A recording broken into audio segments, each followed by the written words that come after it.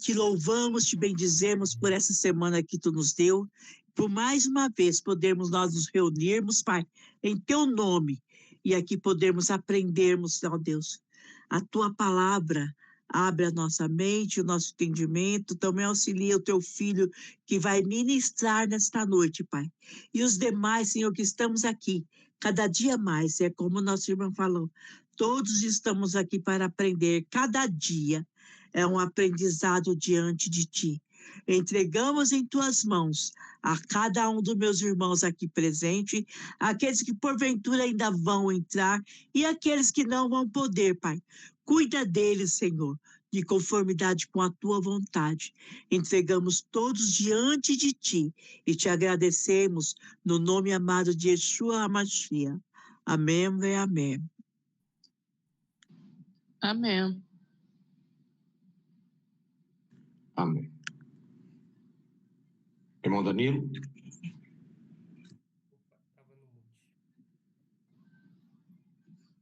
Senhor nosso Deus, Pai, obrigado por mais um Shabat que a gente adentra, Senhor. Obrigado pela reunião que possamos estar fazendo em Teu nome, Senhor, para aprender um pouquinho mais da Tua palavra, entender o que os profetas querem nos passar, Senhor. Obrigado por essa reunião, é um momento especial do dia, Senhor. Passamos uma semana de muita luta, de muita correria, e agora o Senhor nos abençoa com esse Shabat abençoado e com essa reunião, com a congregação reunida, Senhor, para entender um pouquinho mais do que o Senhor quer da gente, do que o Senhor deseja de nós, Senhor. Que o Senhor possa perdoar os nossos pecados, nossos erros, nossas falhas. Que o Senhor possa abençoar para que a gente tenha entendimento, Pai. Abençoe e com seu Santo Espírito, Pai, guie o Rabino, que não seja ele falando, mas seu Santo Espírito, Pai, para nos levar a entendimento um pouquinho mais da sua palavra. Conforte nossos corações nesse momento, abençoe esse Shabat que adentramos. Fique conosco, Pai. Graça te damos, em nome de seu Filho amado, Cristo Jesus. Amém, Senhor. Amém. Amém. Seja bem-vinda, Rosângela. Também vi. Quem mais? Deixa eu ver aqui. Ricardo. Sejam bem-vindos. Quem precisa de uma professora de inglês, já que vocês não sabem falar inglês, fala com ela. Que é a nossa mestre em inglês. É verdade. Bem, irmãos, hoje nós vamos estudar sobre o livro intitulado Malaquias. Nós temos estudado os pequenos profetas, que na verdade são grandes profetas, têm grandes profecias, e este é um dos últimos, considerado pequeno, porque escreveu poucos capítulos, mas ele é importantíssimo. Em primeiro lugar, Fabiano, seja bem-vindo. Em primeiro lugar, porque ele foi o último profeta, depois dele ficou 400 anos sem profeta. Ele profetizou a vinda de João Batista e a vinda de Yeshua. Antes de nós iniciarmos, eu gostaria de ler, costumeiramente nós lemos, já falamos, essa semana foi muito comentado sobre isso, 1 João capítulo 2, versículo 18. Filhinhos, é já a última hora, e como vistes que vem o anticristo no singular, também agora muitos, naquele momento, se têm feito anticristos, por onde conhecemos que já é a última hora. Isso foi escrito há 2000 anos. A última hora começou, Wellington, seja bem-vindo, irmão Humberto. A última hora, ou o tempo do fim, começa com a morte de Yeshua, a ressurreição. Ali é o princípio. Por isso que nós temos que começar quando vamos estudar a palavra de Deus, nós não podemos ficar buscando coisas assim sem um consenso escritural. E aqui ele está falando que naquele momento muitos anticristos já estavam entre eles. E a quem ele falava? Ele não está falando dos judeus que seguiam o farisaísmo, que eram contra eles, nem dos saduceus, nem dos essênios, nem dos betusianos, não está falando nada disso. Ele está falando daquele grupo de judaizantes que estavam entre eles e começaram a trazer heresias. Irmão Freitas Nobre, seja bem-vindo.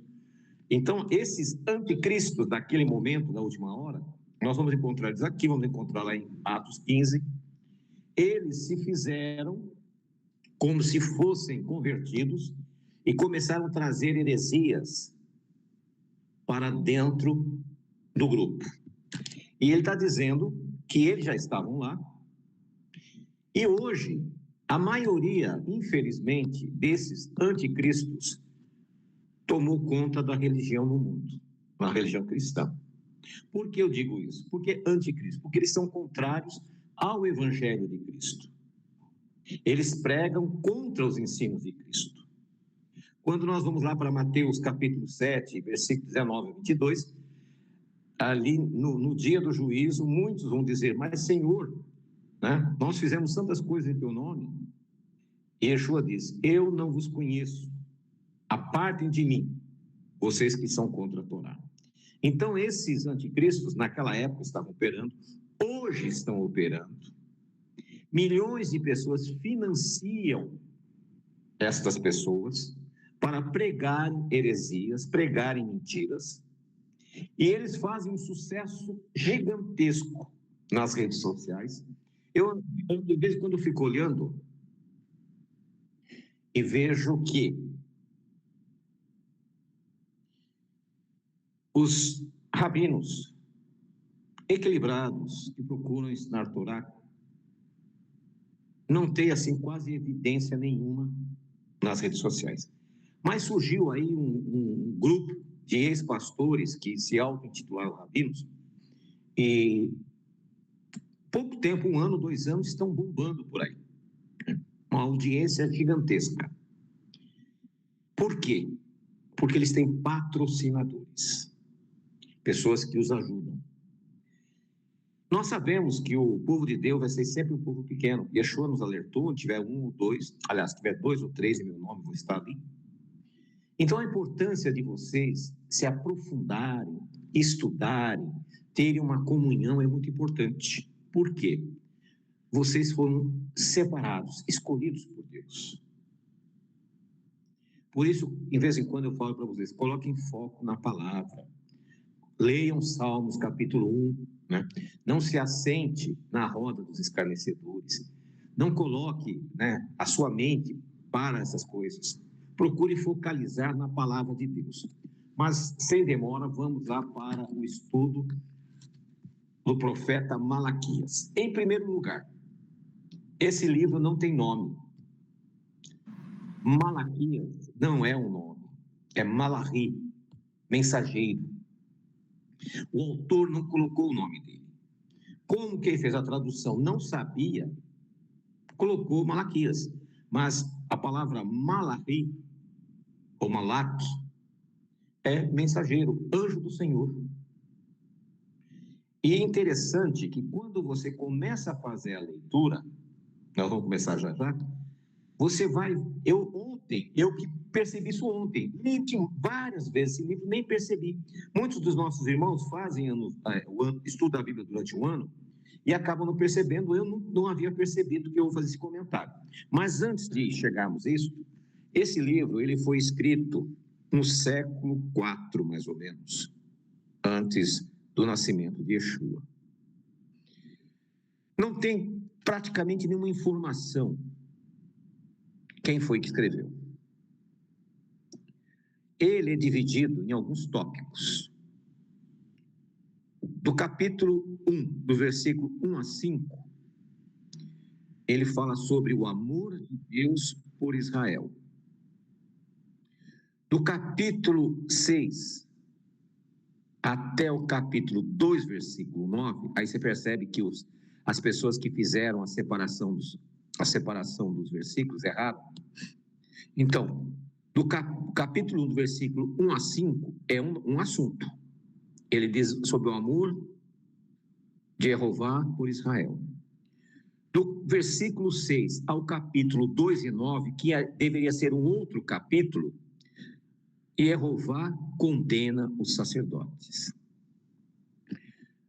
Do capítulo 2, versículo 2, capítulo 2, versículo 10 a 16, a desobediência do povo. Então ele começa a falar do amor por Israel, ele condena os sacerdotes, agora ele vai falar sobre a desobediência do povo.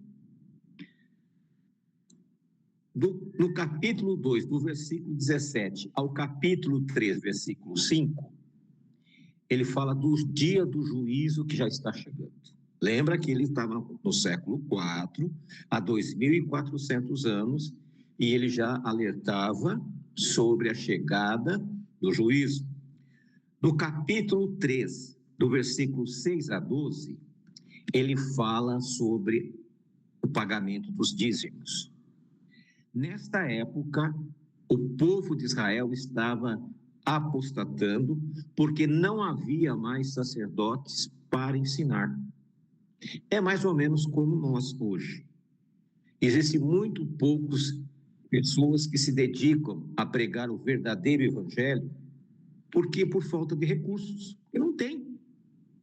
A maioria das pessoas hoje, elas estão financiando os anticristos, e não aqueles que servem a Cristo.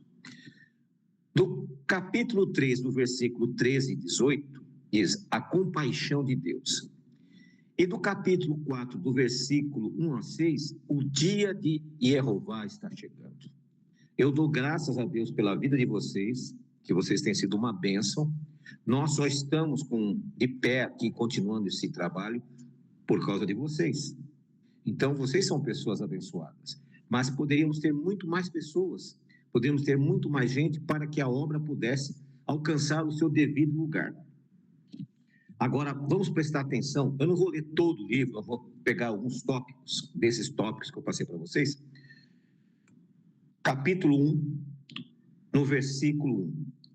Esta é a mensagem que Jeová Deus mandou através do seu mensageiro, entregar ao povo de Israel.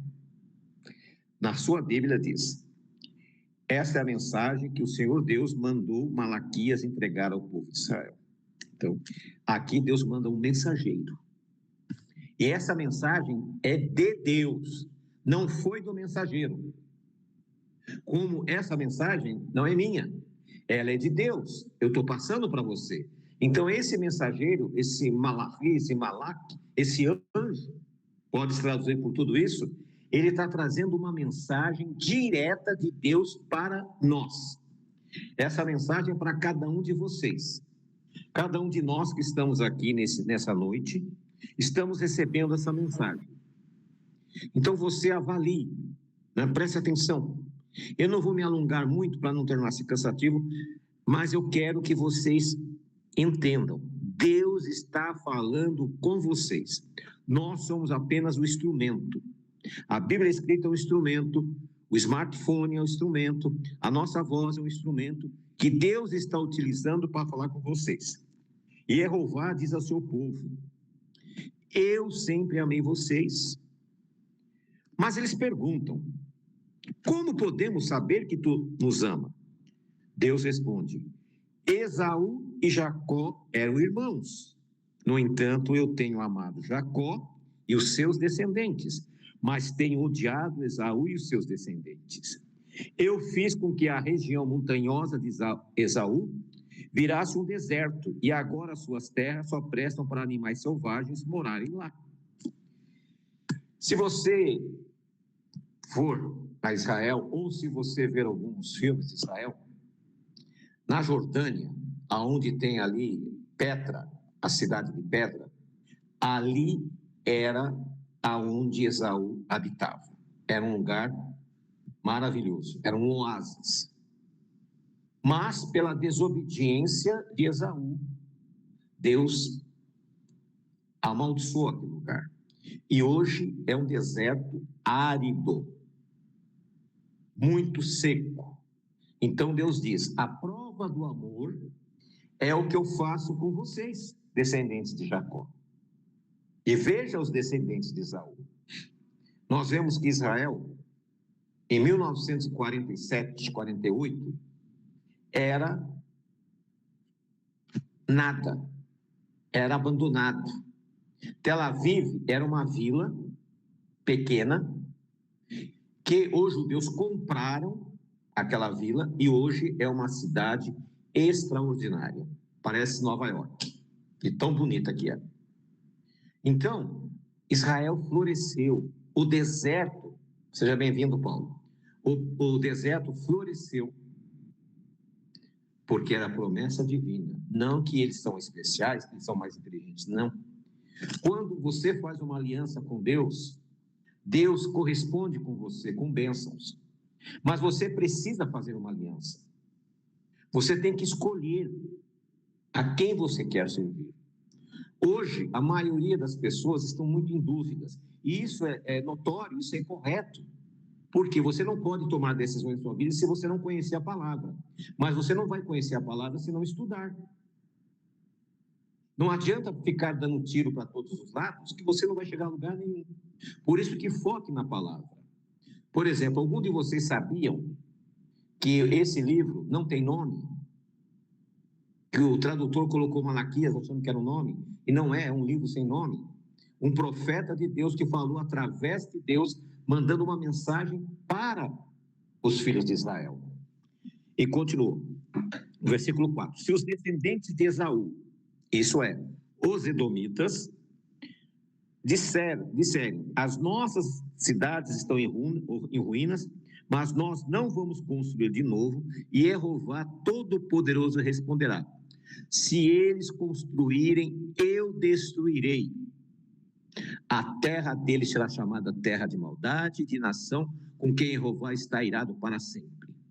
O povo de Israel vai ver isto acontecer e todos dirão, Jeová é grande e seu poder vai além das fronteiras de Israel. Por quê? Porque Esaú teve a mesma instrução que Jacó. Era filho da promessa, era filho dos patriarcas, mas ele escolheu seguir o caminho das trevas. Desobedeceu, se afastou de Deus. Quando você conhece a palavra, mas desiste no meio do caminho, você deixa de ser amado por Deus. Pedro diz assim, melhor seria não ter conhecido do que conhecer e abandonar. Então, meus irmãos, se firmem na verdade. Não se firme nos homens, mas creia na palavra. Deus quer falar com você hoje através desta palavra, dizendo a você, o amor por Jacó foi pela obediência. A separação de Esaú foi pela desobediência. Muitas pessoas trazem dentro de si o espírito de rebelião. Outros sentem saudades das cebolas do Egito. Lembra da história? Os israelitas reclamam com Moisés e dizem, por que não nos deixaste morrer no Egito? Lá nós tínhamos cebolas. E o que aconteceu com eles? Morreram aonde? Não morreram no Egito, morreram no deserto. Então, cuidado com as escolhas. A mulher de Jó influenciou Ló. A mulher de Ló influenciou Ló. E a tragédia veio sobre a vida dele. Por isso que nós não podemos nos influenciar pelas pessoas ao nosso redor, se elas querem se afastar de Deus, se elas querem voltar para o pecado, a salvação individual. Por isso que nós temos que manter o nosso foco nas Escrituras Sagradas. No capítulo 6 em diante, agora Jeová vai condenar os sacerdotes. O Jeová Todo-Poderoso diz aos sacerdotes, o filho respeita o pai e o escravo respeita o seu senhor. Se eu sou o pai de vocês, por que é que vocês não me respeitam? Se eu sou o Senhor, por que não me respeitam? E por que não me temem? Vocês me desprezam, mas mesmo assim perguntam, onde foi que nós desprezamos? Olha que palavra. Ele diz, As pessoas respeitam os pais carnais, os escravos respeitam os seus senhores, mas vocês me desrespeitam. E ainda pergunto, mas aonde, Senhor? Tem o espírito de Esaú, resolve não estar na presença de Deus, decide escolher o que vai fazer, decide escolher os seus mandamentos. Eu escolho esse, mas esse não. E muitos ainda procuram desculpas para justificar a transgressão dos mandamentos. O Apocalipse 18 nos fala ali sobre a grande Babilônia. A Babilônia que ele está falando é a Babilônia teológica, das mentiras que são criadas. E a ordem é: sai dela, povo meu. Aquele que é povo do Eterno não tem que ficar no meio de confusão. Sai daí. Ah, mas é tão gostoso, eu gosto, é vibrante, ele fala coisas boas. Eu sei que ele fala coisas ruins, mas eles falam coisas boas. Por exemplo, eu estou com esse copo d'água aqui. Se aqui dentro a água está muito gostosa, a água é uma coisa muito boa. Mas se tivesse uma barata aqui, essa água seria boa? Eu poderia tomar? Claro que não. Como é que você bebe água em fontes rotas, aonde ensinam mentiras? Outros ainda financiam esses falsos líderes para continuar pregando mentiras. Então perceba aqui que ele está falando isso, que o povo abandonou, os sacerdotes pararam de ensinar, os sacerdotes se afastaram. No versículo 9, agora sacerdotes, orem a Deus e peçam que Ele nos abençoe. Mas será que Ele vai atender? Quando vocês estão apresentando ofertas como estas? E aqui ele fala de ofertas que não se poderia apresentar a Deus. Animais defeituosos, não servia para nada, dá para Deus. Animais que estavam doentes, não podiam ser comercializados, dá para Deus. E nesta época estava acontecendo isso, e hoje acontece a mesma coisa. Quantas vezes nós estamos ofertando para Deus animais doentes, animais defeituosos? O animal que estou dizendo aqui não é um animal físico, não. É as nossas ofertas, a nossa posição. Quantas vezes nós decidimos, bem, hoje eu não tenho o que fazer, então eu vou na casa de Deus. Nunca faça isso. Eu vou dizer uma coisa para você. Se você age assim, por favor, não venha. Sabe por quê? Porque você vai perder a sua salvação e vai colocar em risco os que estão aqui. Davi dizia, alegrei-me quando me disseram, vamos à casa do Senhor. Se você está ainda naquela situação de escolher se eu vou ou não vou, eu prefiro que não venha. Por quê? Porque você ainda não está pronto. Você não faz parte dos escolhidos. Agora, se você sentiu o desejo no seu coração, mas foi impedido por distância, por questões financeiras e etc., é outra situação e Deus vai abrir as portas dos céus e vai mudar a sua história. Nós vemos aqui claramente, nesse capítulo, nesse versículo 1 aqui, nessa parte dos sacerdotes. Eles eram negligentes no ofertar. As pessoas, muitas vezes acontecia em Israel o seguinte, eu levava uma ovelhinha, e eu era pobre, eu não tinha como levar outra, mas ela estava perfeita, e eu entregava essa ovelhinha para o sacerdote. Aí ele olhava, essa aqui não pode, tem um fio preto aqui, ela é branca, essa não pode. Mas Senhor, como é que eu vou fazer? Eu não tenho outra. E como é que eu vou até em casa, eu moro longe, e vou ter que voltar aqui? Aí o sacerdote dizia assim, não tem problema, eu tenho uma outra aqui. Vamos fazer assim, você deixa essa aí, e você só paga a diferença. É bem menor, você não vai ter prejuízo. E o coitado fazia isso. Quando chegava outro, ele vendia aquela outra que ele pegou do coitado para o outro. E assim eles começavam a agir, achando que Deus não estava olhando. Como muitas vezes nós achamos que Deus não está olhando para nós.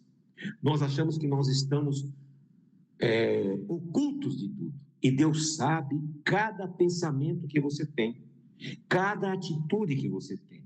Se aqui no começo da leitura nós falamos que já diziam que era o tempo do fim, imagina agora. Basta você olhar os noticiários. A Califórnia, destruída. O Brasil, agora há pouco tempo, o Rio Grande do Sul destruído. Agora deu uma enchente terrível aqui em Peruíbe, aqui perto de nós. Lá na China, outro tipo de pandemia aparecendo. Na Inglaterra. De janeiro, no começo de janeiro até agora, mais de 10 terremotos. Um terremoto no Tibete que matou milhares de pessoas. Tudo isso aponta, são sinais da volta do Senhor. Mas a maioria das pessoas estão, sabe como? Achando que não é com ela.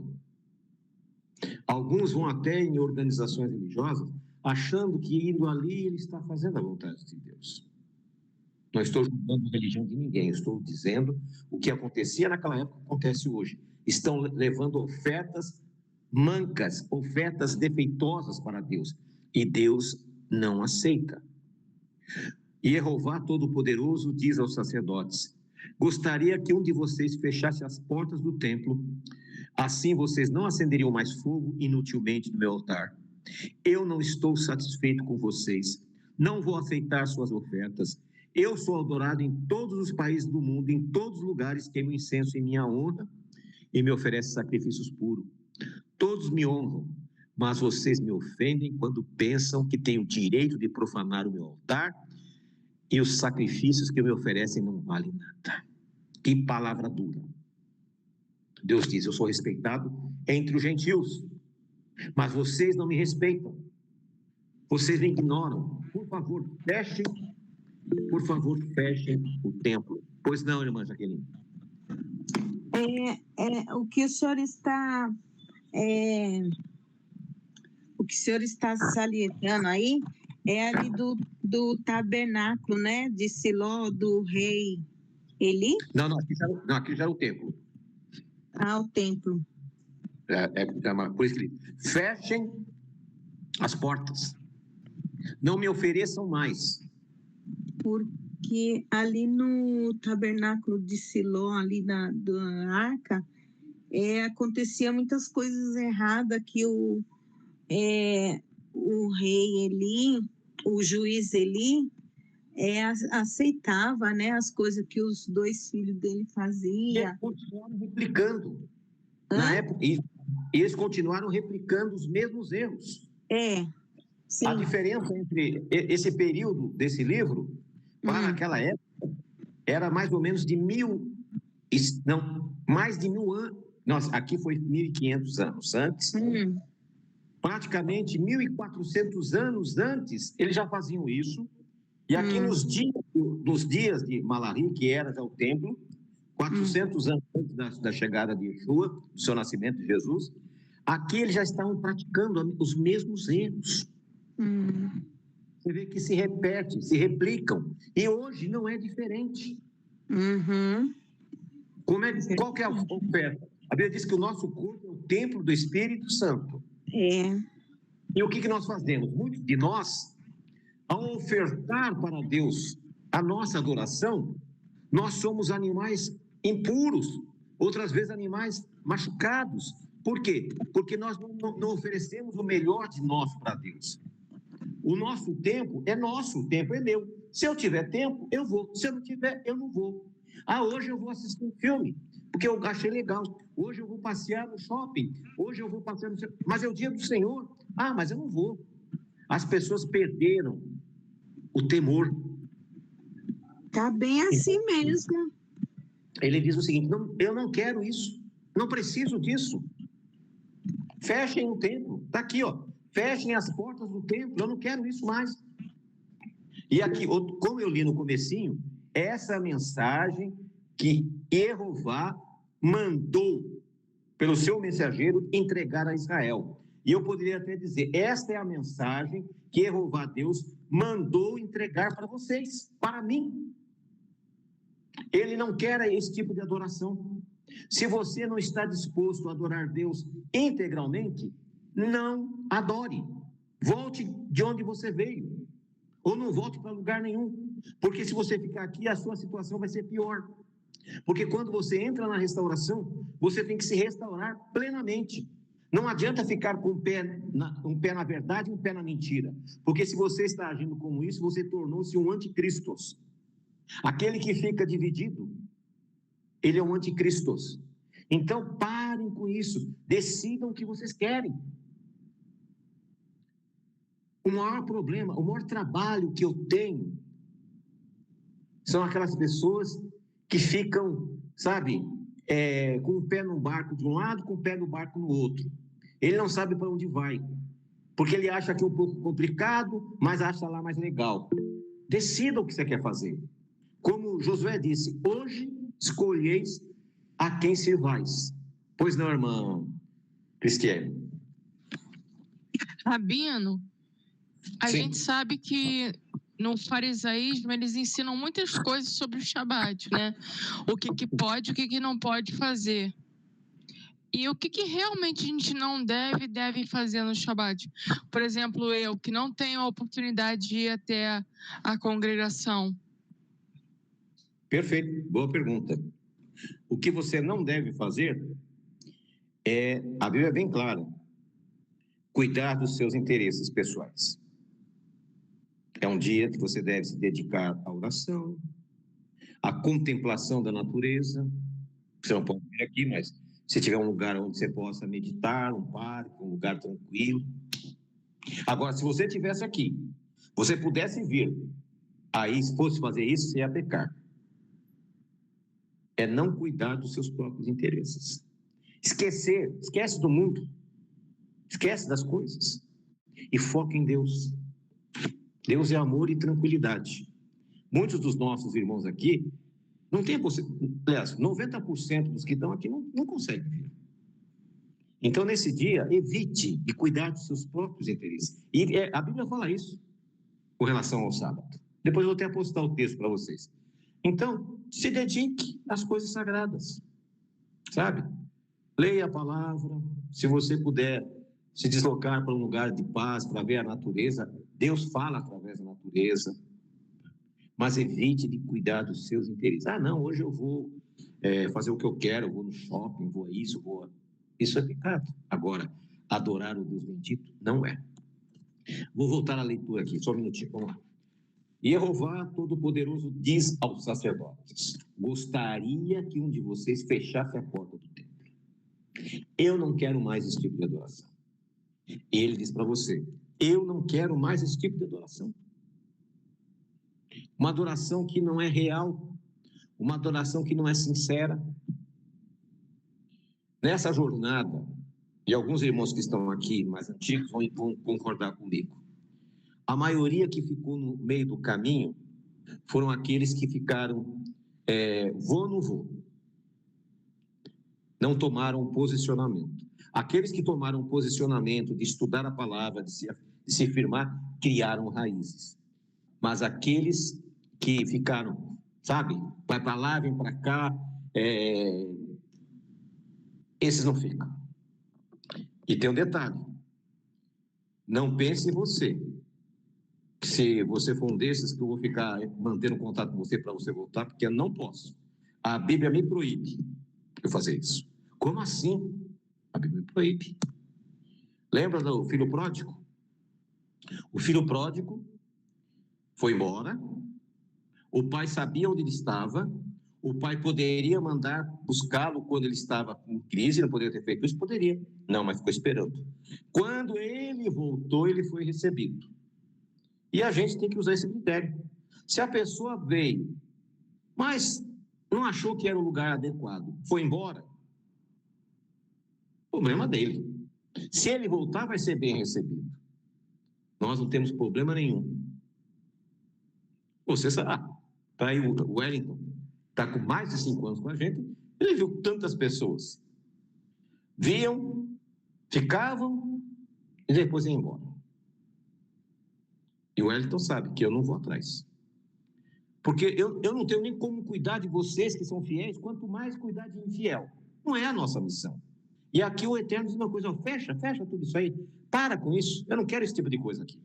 Mas por quê? Porque isso desagrada a Deus. Outra coisa, não permita que o Eterno chegue para você e diga: fecha a porta do teu templo. A Bíblia diz que nosso corpo é o templo de Deus. Que triste notícia se ele falar para você, fecha a porta do teu templo. Pois não, Ricardo, pode falar. Levanta a mão e fala. Oi? Esse é outro assunto. Não tem nada a ver com esse assunto. Ali é uma parábola. Eu estou dizendo como é que funciona. Porque se eu vou deixar vocês aqui e correr atrás de rebelde, é outra situação. Então, parábola é uma coisa, tá? Parábola é um assunto. Eu estou falando do que aconteceu lá. Então, irmãos, não confundam a mente, foca no texto. Senão vocês não vão entender nada. Voltando aqui, o templo, o nosso corpo é o templo do Espírito Santo. Que Deus não diga isso para você, olha, fecha isso aí. Eu não quero mais a sua adoração. Porque você sabe como adorar. Você não precisa ser a ovelha perdida. Você não precisa ser, você pode ser as 99 fiéis. Então, quando você entender que você e Deus, que nós somos apenas Malak, que nós somos apenas pessoas a serviço de Deus, que nós estamos aqui apenas para passar palavras a você, você vai tomar uma decisão. Eu estou tão acostumado, conheci várias pessoas, não foi uma, não foi duas, foi dezenas de pessoas. Quando estava nas igrejas caídas, que transgridem Torá, não perdiam culto, eram fiéis em tudo, fiel no dízimo, fiel nas ofertas, fiel na igreja, dava assistência, ajudava.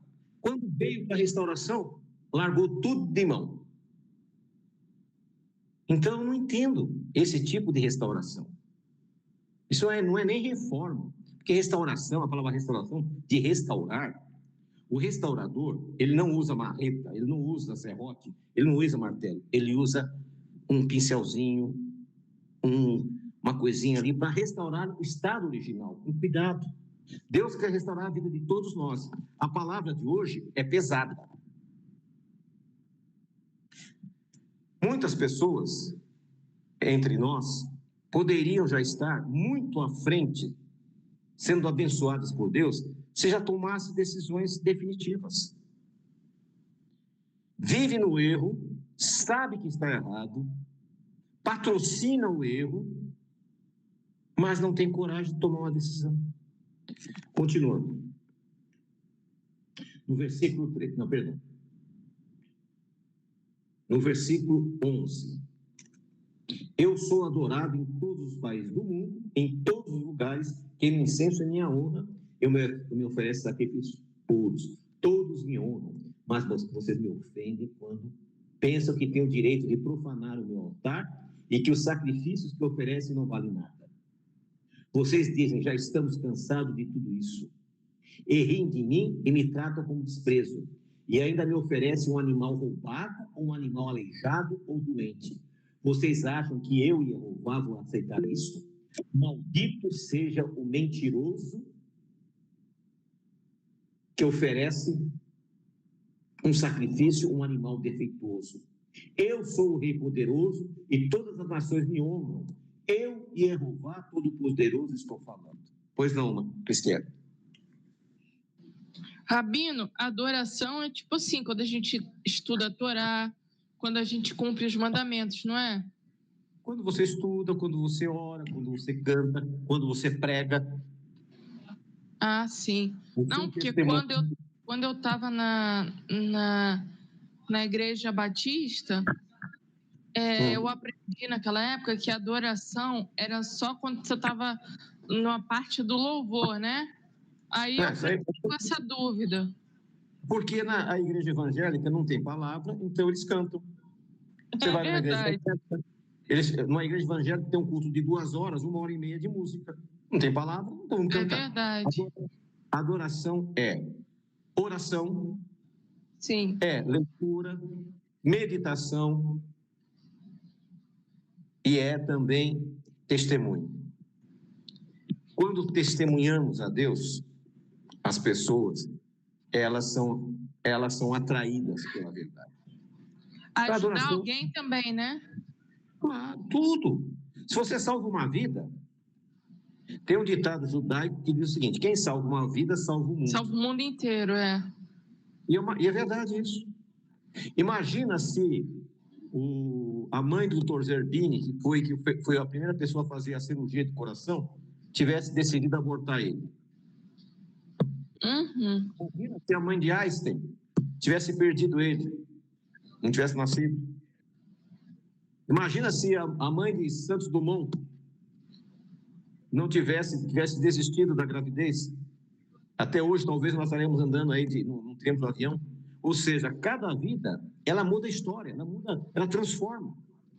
Você Sim. é importante para Deus. A sua vida é importante. Você pode salvar a sua família com o seu testemunho. Cada um de vocês que estão aqui pode ser, é muito importante. Aonde você está, você é muito importante. Por isso, seja um sacrifício vivo, agradável, aceitável a Deus. E reflita: como eu faço para ser assim?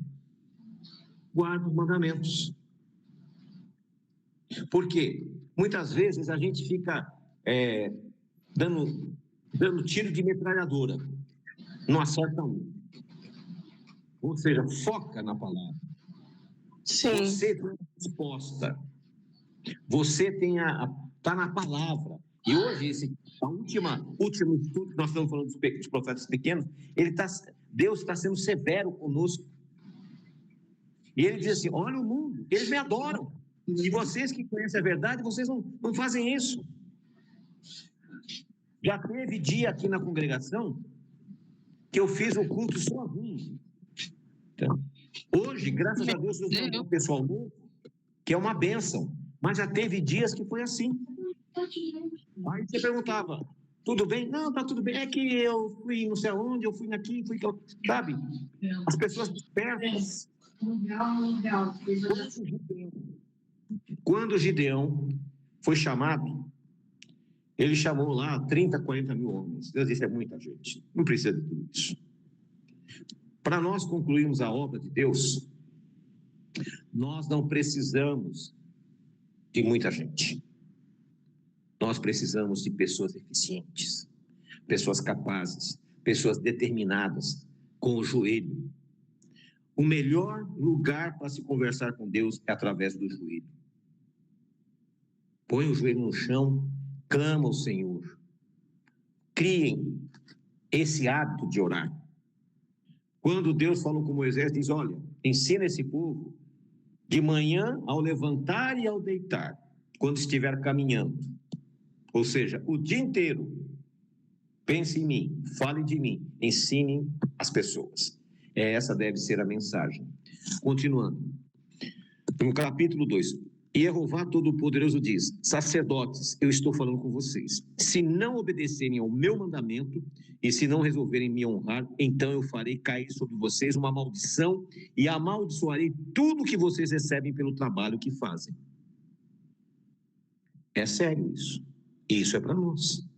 Nós hoje somos sacerdotes de Deus. Ou nós fazemos o trabalho certo, ou tudo que você vai fazer será amaldiçoado. Presta atenção. Ah, mas Rabino, você está sendo muito grosseiro, está sendo muito chato.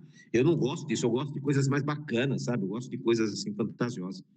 Tem dia que nós temos que estudar a palavra. E a palavra diz isso hoje.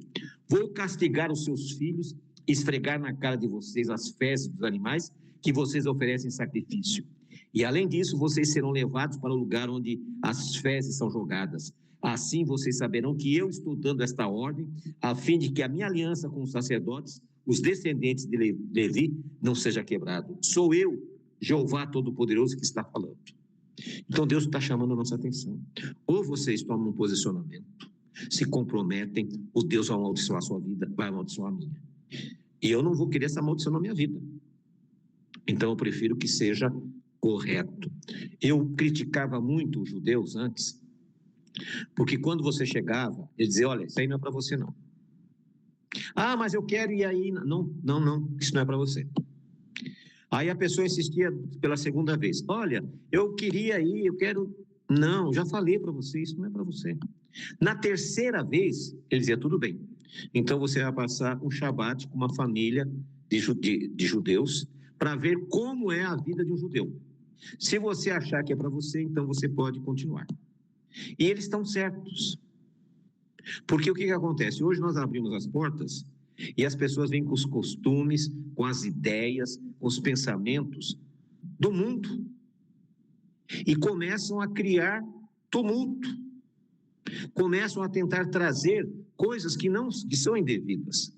Então, se você quer servir a Deus, meus irmãos, façam direito, porque aí você vai ser abençoado. Quando tiver uma oportunidade, leia Deuteronômio 28. Os primeiros 14 capítulos são referentes às bênçãos. Aqueles que obedecerem serão abençoados. E os outros 35, se me falha a memória, são de maldição. Então, presta atenção. Se você decidiu seguir a Techuvá, a restauração, se você decidiu seguir a visão da Sheolã, faz direito.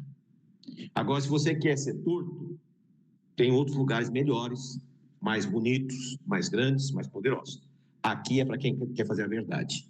Por quê? Porque nós estamos buscando uma restauração genuína, escritural da palavra de Deus. Deus tem um projeto para a vida de cada um de vocês. Deus vai transformar a vida de vocês. Mas vocês têm que tomar um posicionamento. Essa história de ficar um pé cá, um pé lá, não funciona. No versículo 5, na aliança que eu fiz com eles, eu lhes prometi vida e paz. Fiz com que tinha prometido para eles, me respeitassem, e de fato eles me respeitaram e temeram, ensinavam sempre o que era direito. Os sacerdotes devem ensinar a verdade a meu respeito, e todos devem pedir conselho a eles para saber o que é direito. Presta atenção.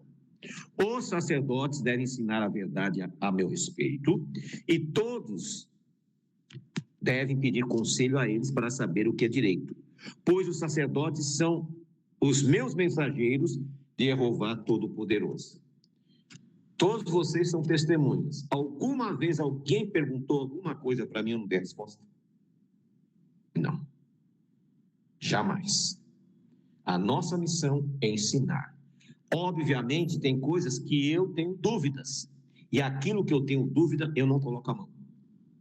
Para tentar enrolar as pessoas, não. Já digo, olha, não tenho certeza disso aí. Esse assunto aí eu não... Por que eu digo isso? Para não... Muitos chegam lá, você pergunta para outras pessoas não, é assim, assado. Outra coisa, eu não uso a palavra eu acho. Quando eu falar eu acho, é porque eu não sei. Então, eu não acho nada. Eu ensino, oriento aquilo que está dentro da palavra. Como a irmã Cristiana fala, como é que eu adoro a Deus? Desse jeito. Esse é o caminho. Entrando no versículo 10, aí vem falando primeiro dos sacerdotes que não faziam a sua parte. Depois vem agora o povo de Israel, a nação toda, que profanava o templo com as suas ofertas. Eles iam lá levar suas ofertas. Os fariseus dizimavam até hortelã. O que significa? Eles tinham, se nascesse na casa dele um pezinho de hortelã, eles contavam quantas folhinhas tinha e tirava 10% das folhinhas. Só que Yeshua não proibiu eles de fazerem isso, mas Yeshua disse o seguinte: se vocês não forem mais fiéis do que eles, vocês não vão ser salvos.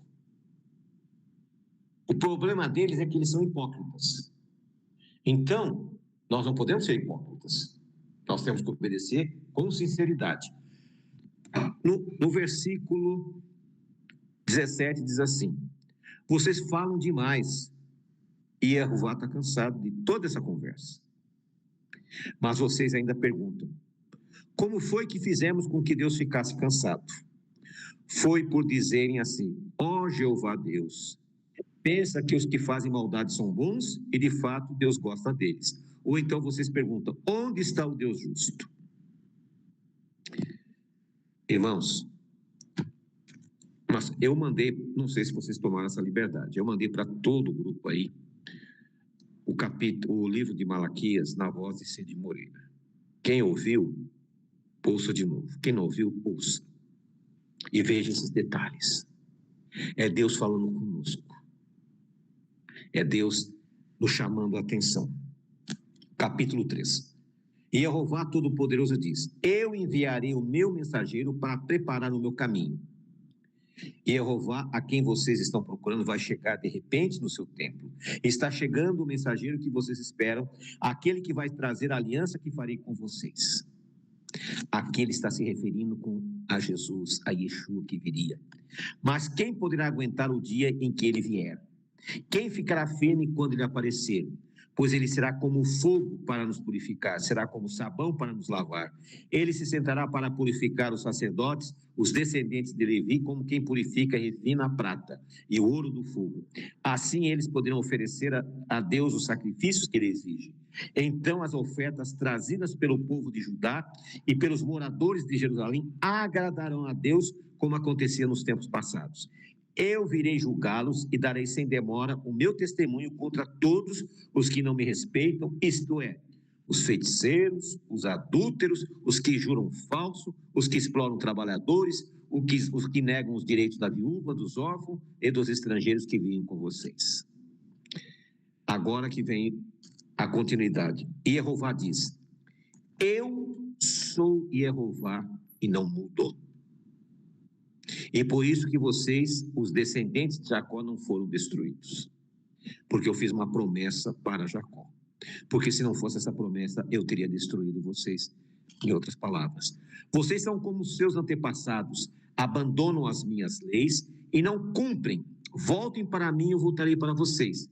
Mas vocês perguntam: como é que vamos voltar? E eu pergunto: será que alguém pode roubar a Deus? Mas vocês têm roubado e ainda me perguntam: como é que estamos te roubando? Vocês me roubam nos dízimos, nas ofertas, todos vocês estão me roubando, e é por isso que eu amaldiçoo a nação toda. Eu, Jeová Todo-Poderoso, ordeno que tragam todos os seus dízimos aos depósitos do templo, para que haja bastante comida na minha casa. Ponham-me à prova e verão que eu abrirei as janelas do céu e farei cair sobre vocês as mais ricas bênçãos. Não deixarei que os gafanhotos destruam suas plantações e as suas parreiras dão muitas uvas. Todos os povos dirão que vocês são felizes, pois vocês vivem numa terra boa e rica. Eu, Jeová Todo-Poderoso, estou falando. É a única vez na Bíblia que Deus permite que você coloque ele à prova. É a única vez. Versículo 13, Jeová diz: vocês falam mal de mim e perguntam: o que foi que falamos contra ti? Vocês dizem: não vale a pena servir a Deus, não adianta nada a gente fazer com que o Senhor Todo-Poderoso manda vestir roupas de luto para mostrar que estamos arrependidos. Versículo 16, então os que temiam a Jeová falaram uns com os outros, e ele escutou com atenção os que estavam dizendo. E na presença dele foram escritos num livro os nomes do que respeitam a Deus e adoram a Jeová Todo-Poderoso. O seu nome só vai ser escrito no livro da vida se você for integralmente fiel. Meio fiel, parcial fiel, não vai adiantar. Melhor seria não ter conhecido do que conhecer e não cumprir. Essas são as palavras do profeta, do profeta o apóstolo Paulo, o apóstolo Pedro, e é uma grande verdade. Nós temos que tomar uma decisão. Ou vamos servir a Deus, ou não vamos servir. Se você servir a Deus, se você for fiel em todas as coisas com Deus, o seu nome vai estar no livro da vida. Mas se você não for fiel, além do seu nome ser riscado, você vai estar sob uma maldição. E quando as pragas começarem a ser derramadas, você vai ser a primeira a receber. E quando vier a tribulação, você vai ser o maior atribulado dessa terra. Mas aqueles que estão em aliança com Jeová, conforme diz a palavra, 1000 cairão ao teu lado, 10.000 à tua direita, e você não será atingido. A sua comida e a sua água será certa. Então não se preocupe com a tribulação, com o sofrimento, com a luta, porque isso é para o ímpio. Você será protegido. Mas entre em aliança. Tome uma decisão. Se você acha que esse caminho aqui não é bom para você, não se preocupe. Fique em paz. Mas se você decidiu servir a Deus, sirva integralmente. Ah, mas essas palavras são duras. Tem que ser duras. Porque eu estou falando para mim. Ou eu tomo um posicionamento diante de Deus, ou eu mudo a minha maneira de servir a Deus, ou eu desisto. Eu não posso ficar titubeando. Eu tenho que seguir em frente. Quando Malaque, o anjo do Senhor, que recebeu essa mensagem, ele anunciou a vinda de João Batista, eis que vem Elias. Ele já estava pregando da mesma maneira que João Batista pregou. João Batista tinha uma pregação dura. Ele foi morto porque chamou o pecado pelo nome de Herodes. Então não adianta nós ficarmos, sabe, falando palavras em hebraico bonitinho, cantando corinhos em hebraico, que isso não vai levar ninguém para a eternidade. Nós temos que mudar de vida, temos que tomar um posicionamento diante do Senhor, porque se nós não tomarmos esse posicionamento, meus irmãos, a coisa vai ficar difícil. Eu sei que esse estudo não foi um estudo palatável, agradável, mas foi a palavra que o Senhor nos deu. Então, espero que vocês sejam visitados pelo Rua Kodesh, pelo Espírito Santo hoje, que faça você ver o que você precisa mudar. E eu peço que ele também me visite e faça com que eu possa mudar. Vou pedir para que a irmã Rosângela está aí, por favor, orem para nós. Que o irmão Freitas também, se estiver por aí, ore por nós. Pode ser, irmã Rosângela? Amém. Senhor, Criador dos céus e da terra, nós te louvamos, Senhor, porque Tu és nos ama, tem misericórdia, mas como a Tua palavra diz, Tu açoita aqueles que se achegam a Ti, corrige quem te ama. E nós te agradecemos, Senhor, pelas correções, te agradecemos porque Tu não és um Pai que deixa a coisa correr, mas antes Tu nos chama de volta para o centro da Tua vontade, para que possamos cumprir a Tua palavra que foi determinada enquanto estivermos vivendo nessa terra. Que essa palavra venha entrar nos nossos corações como uma faca de dois gumes, Senhor, separando a alma do espírito, que nós possamos ter a nossa mente renovada com esse alimento que recebemos, Senhor, e possamos ter também atitudes práticas, Senhor, de tudo que temos ouvido, visto e vivido, Pai. Que glorifiquem o Teu nome, que glorifiquem o Teu reino, que possamos ser realmente sal nessa terra, Paizinho. Que o sal gera sede, que possamos gerar sede nessa geração, Senhor. Sede de Te conhecer, sede de Te servir, Senhor. Ajuda-nos, Senhor, a sermos verdadeiros discípulos Teus nessa terra, Pai. A realmente carregarmos o Teu nome por onde quer que vamos, Senhor. Que não sejam as nossas palavras a convencer as pessoas, mas que sejam as nossas atitudes e o nosso amor por Ti, o nosso comprometimento contigo. É o que nós clamamos nessa noite, Senhor. Eu peço a Tua bênção sobre todos os meus irmãos aqui presentes, que não puderam estar, Senhor. E que esse Shabat tenha realmente a Tua Shalom sobre as nossas vidas. Beshem Yeshua HaMashiach. Amém. Irmão Freitas? Amém. Amém. Amém. Oremos. Senhor nosso Deus, nosso Pai, graças te damos, Senhor, por essa palavra. Que o Senhor nos abençoe, Senhor, que essa palavra possa cair nos nossos corações. Que o Senhor perdoe os nossos pecados, as nossas falhas diante de Ti, ó Pai.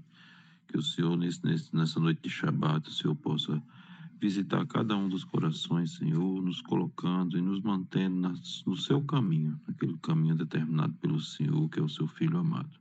Que o Senhor nos abençoe, que o Senhor nos ilumine, que o Senhor faça resplandecer o seu rosto sobre nós, através de Jesus Cristo, em nosso coração. Em nome de Jesus, amém.